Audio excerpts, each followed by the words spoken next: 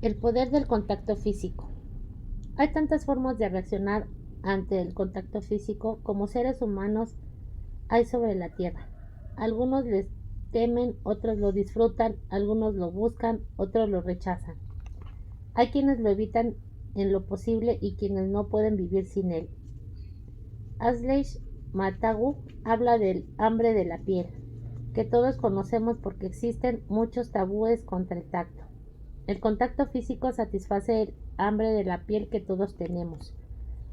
Cuando somos bebés nos sentimos seguros y amados a través del contacto físico de nuestra madre en primer lugar y el de nuestro padre y otras personas que nos aman en segundo plano.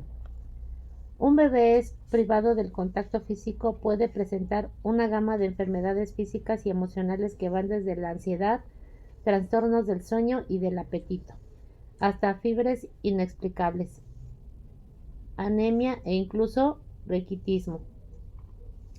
El contacto físico es una necesidad física y emocional básica del ser humano y solo cuando se ha padecido rechazo, desamor o agresión física, la gente desarrolla temor o aversión hacia este contacto. Pero en su estado natural el ser humano lo busca y lo disfruta. Un bebé o un niño pequeño que están en esta etapa de la vida en que mostramos más nuestras verdadera naturaleza, busca el contacto físico y pueden sosegarse ante un brote de ansiedad con solo ser tocado amorosa y suavemente por un rato. El Instituto de Investigación del Tacto de la Universidad de Miami ha resultado numerosos estudios relativos a los efectos sanadores del contacto físico, colaborando además con investigadores de la Universidad de Duke y Harvard.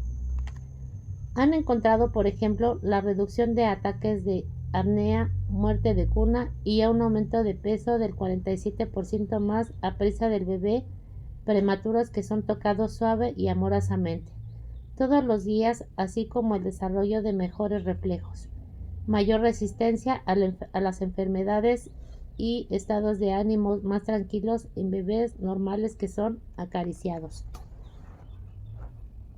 En investigaciones con personas de cualquier edad, el Instituto de Investigación del Tacto ha descubierto que incluso el más leve contacto físico tiene importantes efectos, por ejemplo, baja la frecuencia cardíaca y la presión arterial, estimula el sistema inmunitario y por lo tanto aumenta la resistencia a las enfermedades, estimula la secreción de endorfinas, los analgésicos naturales, reduce la concentración de cortisol y noradrenalina, hormonas del estrés.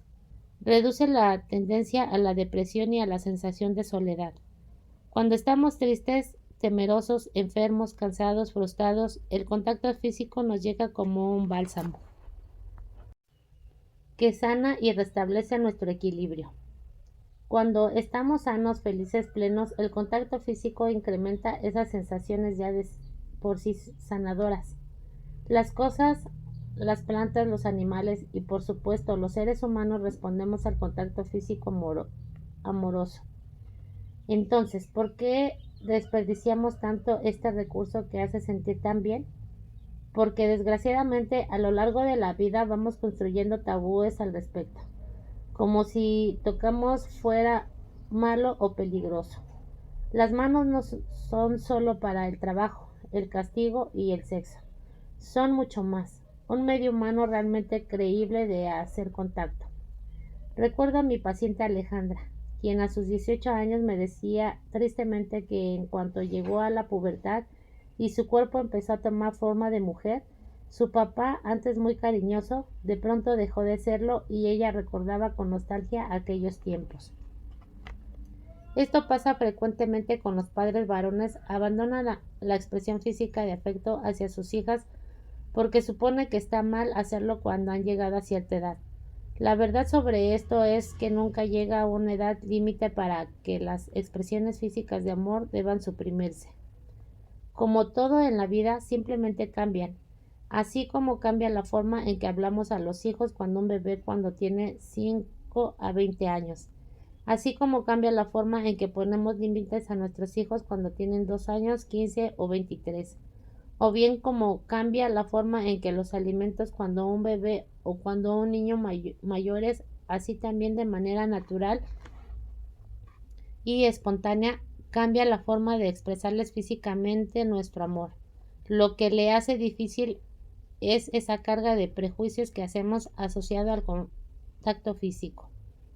En la pubertad, entre los 11 y 13 años aproximadamente, es común que le disguste a los hijos el contacto físico de sus padres, mucho más en público. Es una incomodidad que a veces tiene que soportar, sin embargo, sigue siendo importante para ello y lo buscará en el momento y la forma que lo necesite. Comprende la intención positiva de sus comportamientos. Vivir con un enemigo al lado durante años, día tras día, y además mantenerlo y hacerse cargo de él, suena a pesadilla o película de terror. No obstante, esta es la sensación que muchos padres experimentan hacia sus hijos, sobre todo respecto al hijo difícil. La sensación de que está ahí para fastidiarles la vida, de que detrás de lo que hace hay una mala intención, de que es malo y perverso, y en pocas palabras, la sensación de que ese hijo es su enemigo. Esto sucede debido a que no comprendemos que detrás de los malos comportamientos de ese hijo se esconde una llamada de atención, una petición de ayuda, una súplica de amor y aceptación, una búsqueda de felicidad, de llenar un vacío, de sentirse seguro, de sentirse valioso, y ese comportamiento es la única forma que ha encontrado para conseguirlo. Quiero recordarte que no se trata de que un día tu hijo se sentó a pensar cómo podría portarse mal para lograr todas esas cosas positivas. Esto sucede a nivel inconsciente, sin planearlo, como un mecanismo para compensar una carencia o protegerse del sufrimiento. Y aun cuando hay hijos que inconsciente o conscientemente se portan mal para agredir, desquitarse o llamar la atención, no es porque sean malos, sino porque eso les ha funcionado. Pero ir por la vida sintiendo que tus hijos tienen malas intenciones hacia ti solo te llevan a percibirlo como adversario y te dificulta establecer las relaciones sanas y amorosas con ellos. Así pues, los comportamientos de los hijos no importan cuán malos sean. Tienen en el fondo una intención positiva, y comprender esta verdad te abre la posibilidad de ayudar a tu hijo a buscar formas más sanas de conseguir lo que intenta lograr a través de su mal comportamiento. Veamos un ejemplo que nos aclare esto. ¿Fumas como chacuaco?, recriminaba Héctor a Luis, su hijo adolescente. Acto seguido, desplegaba una larga y muy bien documentada explicación sobre los daños asociados al cigarro, lo cual resultaba muy interesante para cualquiera, excepto para Luis, que le había escuchado casi todos los días durante meses y en diferentes tonos, desde uno sereno, cálido y suave hasta uno enérgico y agresivo. Estoy seguro que lo hace más por molestarme que porque en realidad le guste, decía Héctor con una mezcla de rabia e impotencia. Y en parte tenía razón, ya que la afición de Luis por el tabaco desaparecía misteriosamente cuando su papá salía de viaje, periodo durante el cual no le daba ganas de fumar, y aquí entre nos, me confesó un día, ni me gusta tanto. Era esa una afición muy selectiva porque supuesto tenía en parte la intención de molestar, pero ¿qué más había detrás? Podríamos habernos quedado con esa interpretación superficial de su comportamiento y clasificarlo como una forma de molestar a su papá, pero había más. Siempre hay algo más. De manera que cuando Luis y yo revisamos la ecología de ese comportamiento, es decir, qué pasaría si él dejara de fumar, encontramos verdades interesantes e importantes para entender la intención positiva, siempre la hay, de su mal comportamiento. Descubrimos que el único momento en que su papá se acercaba a Luis era cuando fumaba, y casi la única comunicación que tenía con él era ese largo sermón sobre los daños del tabaco. de modo que cuando Luis dejara de fumar, su comunicación y contacto con su papá sería prácticamente nulo, de forma tal que seguir fumando le garantizaba seguir obteniendo su atención aunque fuera para reprenderlo. De ese tamaño es la necesidad de los hijos por aceptar la atención y la cercanía de los padres, y pueden incluso llegar a desarrollar conflictos importantes. Si esto proporciona los que ellos necesitan, esto puede presentarse a un grado tal que el hijo, de cualquier edad, prefiera portarse mal y recibir constantes regaños y quizás hasta golpes antes que ser ignorado por sus padres. Si, lo, si los únicos momentos en que se habla con tus hijos o te acercas a ellos es cuando tienes algo para reprochar, llamar la atención, regañar o reclamar, no te extrañe que se porte mal, ya que es la única forma que conoce para que te acerques a ellos. Pero puedes probar un nuevo camino. Puedes acercárteles en cualquier otro momento, para que ya no necesiten de ese comportamiento que te atrae a ellos como un imán. Veamos otro caso. Paola es la única chica de 13 años que miente muchísimo, dice su mamá. ¿Quién está realmente preocupada por esto? Con frecuencia sus padres la descubren en sus mentiras y por más intentos de solución que han puesto en práctica, castigos, regaños, consejos, nada parece funcionar. Paola miente respecto a sus salidas. Dice, por ejemplo, que irá a casa de una amiga a hacer tarea y en realidad se va al cine. Miente acerca de las actividades de la escuela. No avisa sobre las juntas para padres e inventa actividades académicas especiales, como visitas a museos o trabajos escolares, para obtener dinero extra. Miente casi en todo, aun en cosas donde pareciera no haber necesidad. ¿Cuál podría ser la intención positiva de un comportamiento como este? Como todo adolescente incipiente, Paola quiere comerse el mundo de un bocado. Le apasiona la amistad y la sensación de salir a divertirse sin papá. ¿Qué pasaría si esta misma tarde Paola te dice que quiere ir al cine con sus amigas? Pregunté directamente a su mamá. No la dejaría, respondió ella, porque está muy joven para ir al cine sola con sus amigas. Que clara es la razón que obliga a Paola a mentir. No avisa de las juntas escolares porque su papá siempre que asiste reclama, regaña a la maestra. Se queja de mil cosas y Paola se siente muy avergonzada por ello. Inventa actividades extraescolares porque necesita dinero para sus salidas al cine o al cafecito con sus amigas. Cada una de las mentiras de Paola son intentos de obtener algo que es en verdad importante para ella, como sentirse aceptada por su grupo de amigas, socializar y divertirse. Necesidades muy importantes en esa etapa de la vida. Si bien la forma en que lo logra mintiendo no es la mejor ni la más sana, la intención de ese mal comportamiento es sumamente positiva y válida. Resulta necesario entonces que los padres de Paola negocien nuevos acuerdos con ella, de modo que de una forma funcional para todos le permita vivir esas experiencias que tanto desea y a los que tiene derecho. A veces también los malos comportamientos tienen la intención positiva de proteger a uno de los padres o a la relación de pareja. Esto significa que un hijo puede desarrollar un síntoma físico o emocional, o una conducta problemática de una forma inconsciente para distraer la atención de sus padres hacia él y hacia desviarla de la problemática personal o de pareja que está ocurriendo. Hace algunos años conocí a una familia cuyo hijo adolescentes habían fallecido en un accidente. Casi no lloraron porque había que ser muy fuertes.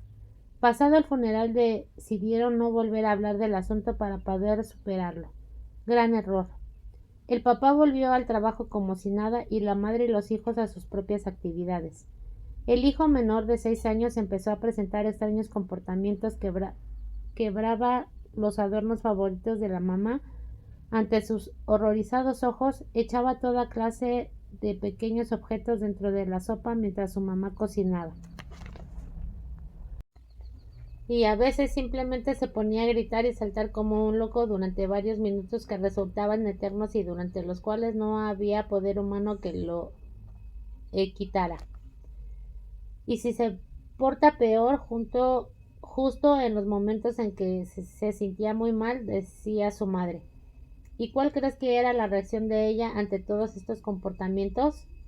Claro, explotaba en llanto. Lloraba, lloraba y lloraba, a veces durante horas, y sentía un gran alivio después de hacerlo. Esta era justamente la intención positiva de los malos comportamientos de su hijo: hacer que su madre se desahogara, aligerara la enorme carga emocional que él inconscientemente sabía que estaba reprimiendo, y de esa manera protegerla de enfermedades físicas o emocionales. Inconscientemente los hijos realizan estos actos sorprendentes para proteger a sus padres sin no poder evaluar los malos comportamientos, de una forma aislada, como si no estuvieran relacionados con el resto del sistema familiar dentro del cual se presentan. En muchos otros casos, los problemas de los hijos sirven para mantener a los padres distraídos de su propia relación, de todo el resentimiento que guardan uno hacia el otro, de la insatisfacción y de las fuertes problemáticas de la pareja bien reprimida y negada. Cuando una pareja me presenta la urgencia de resolver las problemáticas de un hijo, les pregunto: ¿de qué van a hablar cuando su hijo se alivie o desaparezca el problema? Y se encuentran con la sorprendente verdad de que toda o casi sus conversaciones giran en torno al problema de su hijo, y casi toda su atención y energía están dirigidas a él. Bien demostrado esta en terapia familiar, que cuando el hijo que tiene un síntoma importante mejora, se destapa una crisis en la relación de pareja de sus padres, ya que el distractor desapareció. Acto seguido, el hijo vuelve atrás o se genera en otro hijo un nuevo problema, con el fin de seguir distrayendo a los padres de sus fuertes conflictos, y entonces la crisis de la pareja se detiene por un tiempo. Si bien esta es una verdad irrefutable, ampliamente estudiada y comprobada, no significa que no haya solución. Tampoco significa que la familia pasará la vida dentro de ese juego patológico y doloroso. La ayuda profesional está disponible para todo y soporta las herramientas necesarias para encontrar las soluciones. Cada vez que he mencionado el término portarse mal o mal comportamiento, lo he entrecomillado, porque esa es la forma en que solemos llamarle a la conducta problemática o conflictivas, pero tal como las comprendemos ahora, en realidad no somos malos, son solo mecanismos para lograr algo importante y positivo. Si bien hay un sinfín de intenciones positivas detrás de los malos comportamientos, los ejemplos aquí presentados pueden ayudarte a explorar tu propia situación particular. Siempre que encuentres un mal comportamiento en tu hijo, intenta descubrir la intención positiva que hay detrás de él, preguntándote o preguntándole para qué lo hace, qué intenta obtener, qué pasaría y qué cambiaría si dejaras de hacerlo. Te sorprenderá lo que vas a encontrar, y cuando lo descubras cambiará radicalmente tu forma de percibir la situación. El siguiente paso es hallar junto las nuevas formas, la manera más sana de obtener eso que es importante para él. Los caminos espirituales. Hay una diferencia entre religión y espiritualidad. Una persona puede ser muy religiosa pero no espiritual, o muy espiritual pero no religiosa. La espiritualidad es una función, una conexión profunda y real con lo divino, con el ser superior que está dentro de nosotros y que está en todo y en todos. Cualquiera que sea el nombre que cada uno le dé a ese ser superior: Dios, universo, vida, Alá, Jehová, energía cósmica, esencia, poder superior. Al pronunciar cualquiera de estos nombres estamos hablando de lo mismo, y por lo tanto el nombre solo refleja tu preferencia personal. Las palabras religión provienen del vocablo latín religare, con su hermoso significado religar, reunir. La religión, cualquiera que sea su nombre, Le entendemos como un conjunto de rituales, normas, símbolos, prácticas, creencias cuya intención es conducirnos a la espiritualidad. Cada religión posee sus propias formas y todas, absolutamente todas buscan en fondo lo mismo, pero la espiritualidad puede ser alcanzada por muchos caminos, no solo a través del camino de una religión. Todas aquellas actividades que te ponen en contacto con tu ser interno, con la bondad, con el amor y con la vida, son caminos para lograr la espiritualidad. La meditación, la oración, el arte, el contacto con la naturaleza, la música, el mar, la creación, la contemplación y apreciación de la belleza de la vida. Los actos de generosidad, el silencio, el trabajo, la alegría, la tristeza, la soledad, la compañía, la religión, todos son caminos hacia la espiritualidad. Los padres necesitamos espiritualidad en nuestras vidas. Necesitamos una estrecha unión con el ser superior, como cada uno lo conciba. Los padres sabemos muy bien que de ninguna manera podríamos solos en el sagrado compromiso de criar a un hijo. Sabemos que hay duros momentos en la vida con nuestros amados hijos donde no supimos de dónde salió la solución, de dónde salió la curación, de dónde salió el dinero, de dónde salió la fuerza, de dónde la capacidad de producir milagros, de dónde la capacidad de amar incondicionalmente, aunque sea solo por momentos. Pero en el centro de nosotros mismos, ahí donde somos perfectos, ahí sabemos de dónde salió. Yo nací dentro de una familia católica, con una madre sumamente congruente con sus creencias religiosas, las cuales siempre ha practicado honesta y fielmente. Fui criada bajo el cobijo de esas creencias, fuertemente reforzada en el colegio católico donde recibí toda mi educación hasta los 15 años. Pero llegó un momento de mi vida en que no podía seguirme engañando. Me daba cuenta de que no sentía a Dios, no sentía su amor, no podía creer en Él y no estaba funcionando para mí todas esas prácticas y creencias religiosas dentro de las que había vivido toda mi infancia y parte de mi adolescencia. Decidí entonces retirarme e iniciar mi búsqueda personal de Dios, un proceso que me tomó algunos años y que todavía no ha terminado. Yo creo que nunca termina. Por principio, fue necesario cambiarle el nombre, porque la palabra Dios, que ahora me encanta, en aquellos momentos me resulta desagradable debido a la imagen que se ha inculcado de él. Le llamaba entonces la divinidad, y esta forma me gustaba. Sentía que le hablaba a un amigo, un nuevo amigo, por cierto, que me caía muy bien, pero de cuyo poder y amor incondicional todavía dudaba. Luego intenté reconciliarme con la Madre Divina, representada en la Virgen María, porque de alguna manera intuía que al rechazarla estaba rechazando mi propia maternidad y mi propia feminidad, pero me era muy difícil identificarme con ella. La forma en que me había presentado era justamente la clase de mujer que yo no quería ser, y en cualquiera de sus múltiples representaciones no me podía sentir conectada con ella, aunque en verdad lo deseaba. La casualidad, la causalidad o quizás la misma Virgen María puso en mi camino la fotografía de una hermosa virgen hindú llamada Malaskini. Me encantó desde el primer momento. A esa mujer tan viva, tan plena, si quería parecerme y de inmediato me identifiqué con ella, lo cual me resultó muy difícil debido a que no tenía ninguna disposición en relación con ella. No la conocía. El símbolo de Malaskasmi me sirvió como puente para reconciliarme con la Madre Divina y así con mi propia madre terrenal y mi propia maternidad. En una etapa de nuestros caminos espirituales necesitamos de los símbolos y así oramos ante un muñeco de madera o yeso.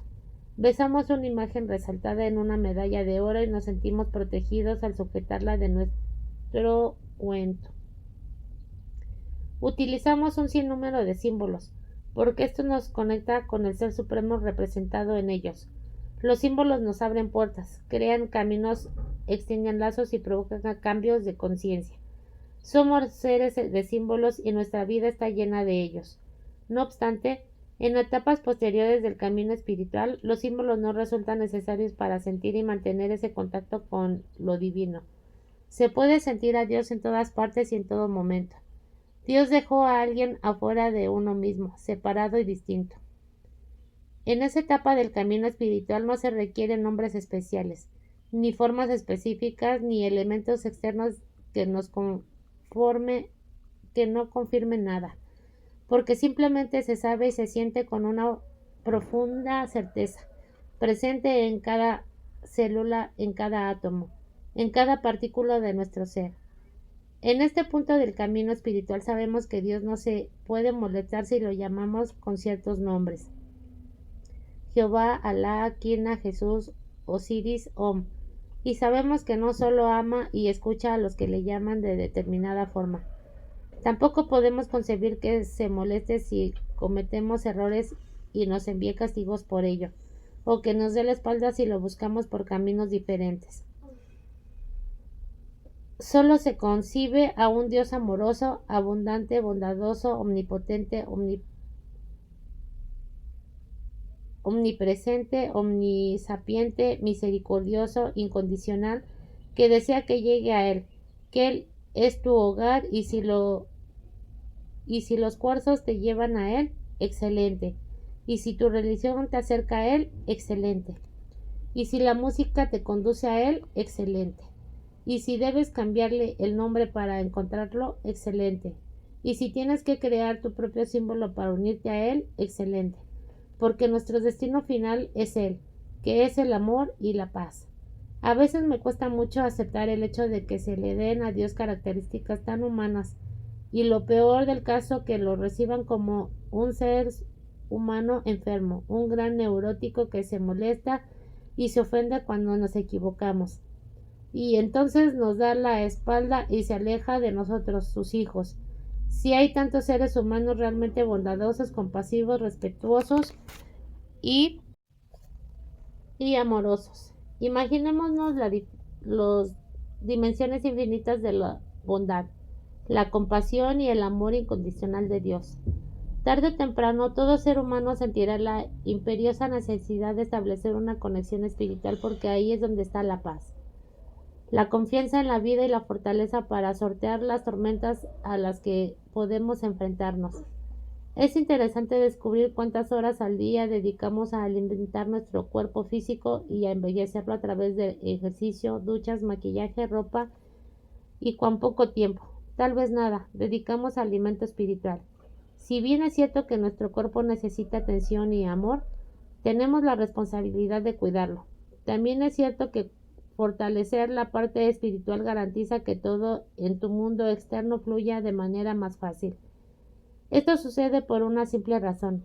El mundo material no se regula solo y solo es reflejo y consecuencia de tu mundo interior, de tu mundo espiritual. Si deseas lograr esta conexión con Dios, como quiera que le llames o lo concibas, pero no sabes cómo, solo necesitas desearlo, decir sí quiero, y Él encontrará la forma de llegar a ti. Él nos dio el hermoso regalo del libre albedrío y es el primero en respetarlo. De manera que si tú quieres, si tú le das tu permiso, podrá entregar tu vida. Durante los años en que mi búsqueda de Dios era casi desesperada, yo estudiaba un entrenamiento en terapia familiar y por lo tanto hacía una profunda revisión y estudio de mi propia familia a la luz de lo que estaba aprendiendo. Pronto empezó a surgir en mí una enorme interrogante. Si bien en general la mía era una familia más o menos funcional, hubo bastantes situaciones y vivencias difíciles, de las que pueden dejar una huella importante en la psique de cualquiera. Sin embargo, la personalidad de cada uno de mis hermanos y de mí misma, ahora todos adultos, nos reflejan esos efectos. Pero hablaré de mi caso particular. Yo era una niña con muchos conflictos emocionales, con miedo a todo, a la gente, a la oscuridad, a los animales, a la soledad, al abandono, a la vida misma y hasta Dios. Vivía con una constante sensación de angustia y una cantidad de temores que no podía manejar. Como sucede en estos casos, traté inconscientemente de compensarlo y controlarlo desarrollando graves comportamientos obsesivos compulsivos. Cada noche antes de dormir debía de de modo imperativo. Hacer toda una serie de rituales que duraban más de una hora y que me dejaban exhausta y desgastada. Pero si no lo hacía simplemente no podía dormir. Mi día estaba tan plagado de rituales esclavizantes e ideas obsesivas que me generaban un verdadero agotamiento mental, físico y emocional. Quien ha sufrido estas neurosis obsesivo-compulsivas sabe de qué estoy hablando. Entiendo muy bien cuando algún paciente agobiado como yo lo estaba, me describen sus rituales, que tanto lo hacen sufrir, pero sin los cuales no puede estar en paz, aunque de todos modos no lo está, porque ese es el sufrimiento de un obsesivo compulsivo. Se angustia de tener que hacer ciertas cosas y se angustia si no lo hace. Aunado a estos fuertes síntomas, era una niña con una bajísima autoestima y con una gran tristeza, crónica e inexplicable, que todo el tiempo, incluso en los momentos de juego y alegría, estaban presentes. Se asomaba constantemente en medio de mis actividades y mis sueños. En pocas palabras, si en la actualidad conociera a una niña como era entonces, estaría realmente preocupada por ella y augurándole un sombrío futuro, a menos que recibiera ayuda profesional de inmediato. Sin embargo, no sé precisar exactamente cuándo y exactamente cómo todos aquellos síntomas se volvieron desvaneciendo y desapareciendo sin que yo misma me percatara. La primera vez que me di cuenta de ello ya era una adolescente con un buen grado de madurez y seguridad en sí mismas y con una gran capacidad de moverme en la vida, convirtiéndome después en una mujer adulta suficientemente sana. Por años me pregunté qué pasó, a dónde se fue todo aquello, en aquellos momentos y en qué punto de mi camino lo dejé, y más aún, qué fue lo que provocó ese cambio un día. Mientras meditaba frente al mar me llegó la respuesta, una respuesta que se acomodó perfectamente en mi corazón y que ahora es una certeza. Por fortuna, mi madre como cualquiera ha cometido algunos errores, pero ha tenido muchos aciertos y al mayor ha sido orar, orar y orar por sus 9 hijos todos los días de todos los años de su vida desde que nos concibió. Padre y sanó a mis hermanos, de cuya historia no me corresponde a mí hablar. Es cierto que en mi edad adulta he trabajado en mí misma por muchos caminos y con muchas ganas y he llevado procesos de psicoterapia con la intención de curar mis heridas y ser una mejor persona, lo cual es ahora mi responsabilidad. También es cierto que la sanadora influencia de mi hermana Margarita durante los años de mi infancia y adolescencia fue sumamente importante para mí. Sin embargo, yo que soy una gran convencida de la efectividad y el valor de la psicoterapia, no puedo explicar el enorme cambio que se operó en mí en aquella etapa de mi vida, sin haber contado con la misma atención ni apoyo psicológico, ni siquiera humano, a mi problemática infantil. Y no me refiero solo a los cambios externos que tuve, la depresión de aquellos comportamientos enfermizos y la aparición de comportamientos más sanos, sino también a aquel agobiante y doloroso estado interno que sencillamente dejaré de experimentar y fue sustituido por una tranquilidad y confianza, reflejado como es natural, en comportamientos más sanos. Quizás al leer esto te pase lo mismo que a mí. Mi parte racional se asoma y me dice, pudieron ser muchas cosas las que curaron tus problemas psicológicos de niña. Pudo ser el simple paso del tiempo, el simple cambio de tu edad, tu fuerte constitución interna, los nuevos amigos, los cambios hormonales o el sereno. Mi parte racional suele sabotearme con frecuencia y efectivamente tal vez pudo ser todo esto a cualquier otra cosa lo que me curó. Pero aún viendo esta situación desde mi parte racional, no puedo pasar por alto el conjunto de hechos y eventos familiares que debieron provocar determinadas consecuencias en cualquiera de mis hermanos y en mí simplemente no ocurrió así. Quizá toda la luz recibida por las oraciones de mi madre sirvió para potencializar todos esos elementos que me llevaron a la curación. Tengo dos alternativas. Suponer que todo este asunto del poder de la oración es un hermoso cuento de hadas, una linda fantasía que suena bien. O suponer que es verdad, que algo bueno debe suceder al orar. Cualquiera que sea la forma de hacerlo, ejerciendo mi libre albedrío, elijo la segunda, por la sencilla razón de que me sirve más y me hace sentir segura, esperanzada, protegida, apoyada en esta nada fácil asunto de ser madre, porque es lo que hasta el día de hoy responde a los cuestionamientos que tengo al respecto y a tantos casos de curación espontánea que he visto de cerca. Existen en la actualidad numerosos estudios, muchos de ellos realizados en rigurosas condiciones de laboratorio, que indican que la oración produce cambios significativos en la evolución de diversos males físicos. El doctor Albert Benson de la Universidad de Harvard fue uno de los primeros en investigar los efectos benéficos de la oración y la meditación en la salud. Quizás el más conveniente de estos estudios, publicado en 1988, fue el que efectuó el cardiólogo Randolph en la Unidad de Enfermedades Coronarias del Hospital General de San Francisco.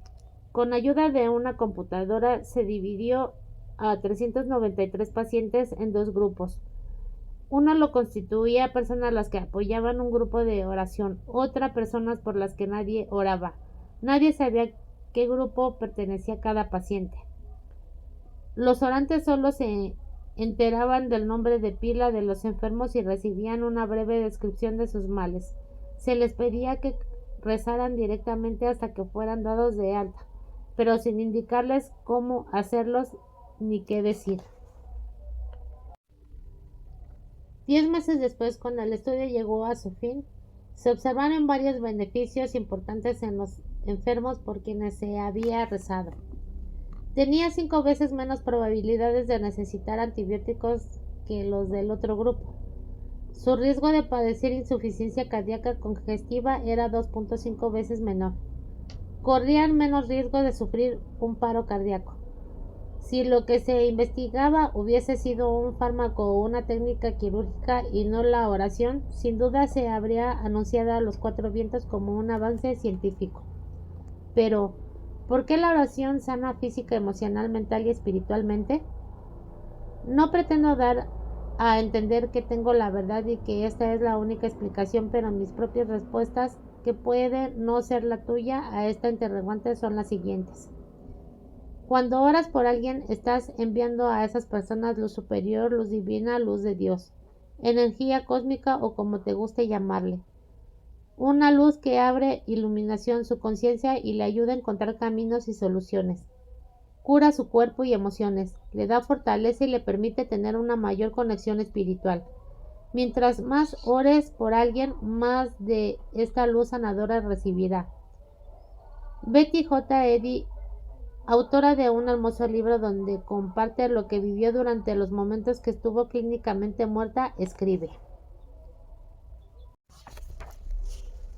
los cielos se abrieron de nuevo y vi la esfera terrestre que gira en el espacio. Vi multitud de luces que se proyectaban desde la tierra como focos. Unas eran potentes y se lanzaban al cielo cual poderosos rayos láser. Me sorprendió saber que eran la oración de la gente sobre la tierra. Vi que los ángeles se precipitaban para contestar las oraciones. Su trabajo les llenaba de energía y amor. Les encantaba ayudarnos y su júbilo era grande cuando alguien rezaba con fe e intensidad suficiente como para suscitar una respuesta inmediata.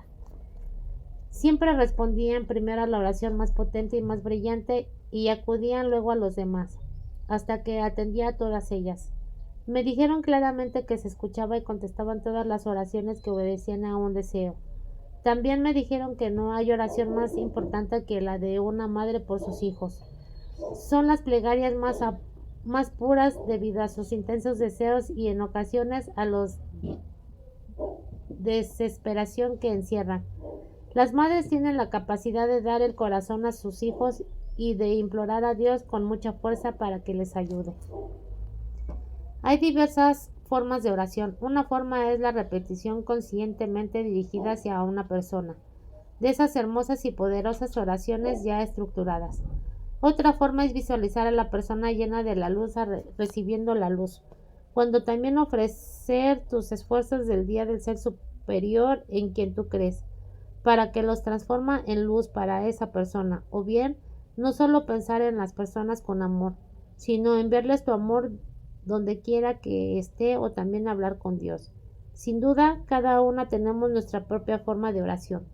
Muchas veces las mejores maneras de ayudar a alguien que amas es orar por él, porque el hacer más le quita sus lesiones y si lo haces seguramente volverá a crear los problemas. Muchas veces lo único y lo mejor que puedas hacer por tu hijo es orar por él y confiar en que toda la luz, sabiduría y fortaleza que les envías con tu oración les ayudará a aprender y encontrar sus propias soluciones. Orar por nuestros hijos, cualquiera que sea la forma de hacerlos, es un gran regalo de amor que podemos darles. Una de las cosas que más nos dificulta creer es el poder de la oración, es el hecho de que a lo largo de la vida demasiadas veces hemos pedido algo que nunca recibimos. En mi opinión, no se trata de que no haya sido escuchadas y respondida nuestra oración, pues creemos que si lo fue solo cuando sucede exactamente lo que pedimos y en el momento en que lo pedimos. Y si no es así, nos sentimos defraudados. Sin embargo, al orar por alguien es necesario recordar que no somos nadie para decidir acerca de lo que necesita esa persona en ese momento, y que a su alma tiene sus propios planes. Con frecuencia los padres cometemos estos errores al creer que un hijo debe cambiar tal cosa o debe elegir tal otra, o vivir tal experiencia o dejarla vivir, olvidando que su alma y su ser supremo saben mejor que nosotros lo que es bueno para él. Y como olvidamos esto, manipulamos sus vidas, su persona y hasta intentamos manipular a Dios para que haga lo que suponemos debe hacerse. Al orar por un hijo no ores para que suceda algo específico, para que sea o deje de ser, para que haga o deje de hacer. Ora para que recibas toda la luz y la guía superior que le permita encontrar el camino y la solución que son buenas para él. A veces encontrarás esa guía y las soluciones a través de diversos medios que se le pueden presentar, como puede ser un amigo, un terapeuta, un maestro, un libro, un medicamento, una película, un árbol, un deporte, un hobby, una canción. Orar por un hijo de esta manera es como darle apoyo extra a sus almas para que haga lo que tiene que hacer. De cualquier manera, creas o no el poder de la oración, te convendría probar un tiempo a analizar qué pasa. No puedes juzgar que algo no sirve si no lo has experimentado. No está por demás intentarlo. Quizás te sorprendas de lo que el universo, Dios, la vida son capaces de hacer cuando le das la oportunidad de mostrárselo.